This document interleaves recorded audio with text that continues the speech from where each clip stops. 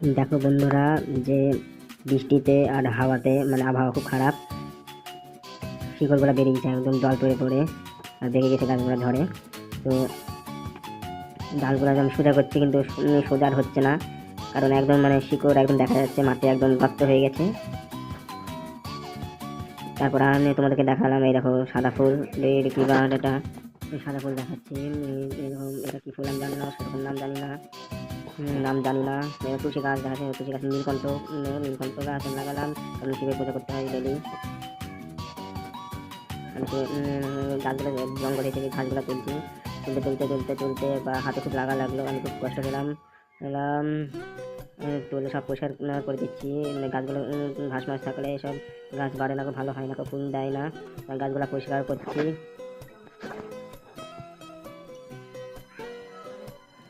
ঘাস তুলতে তুলতে সব পরিষ্কার করলাম।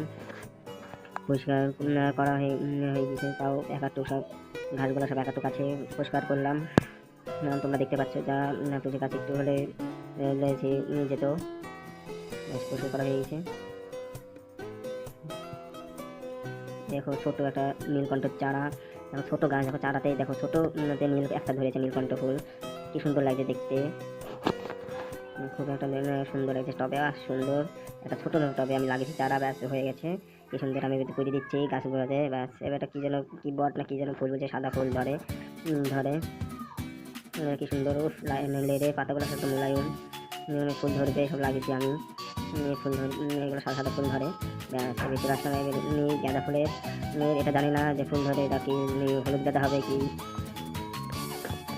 দেখতে ভাবতে ভাবতে ছেড়ে দিলাম।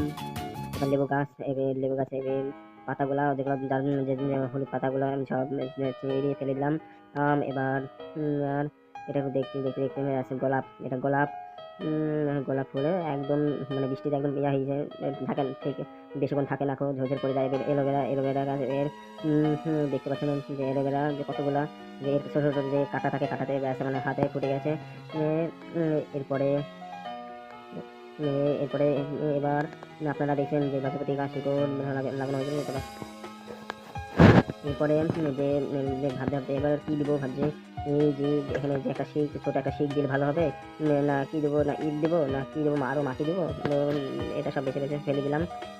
ভাবছি যে কি দেবো, কি দেওয়া যায়, কি দেওয়া যায়, কি দিলে ভালো, যে আরো মাটি দিলে, মাটিও সেরকম নাই যে মাটি দিব।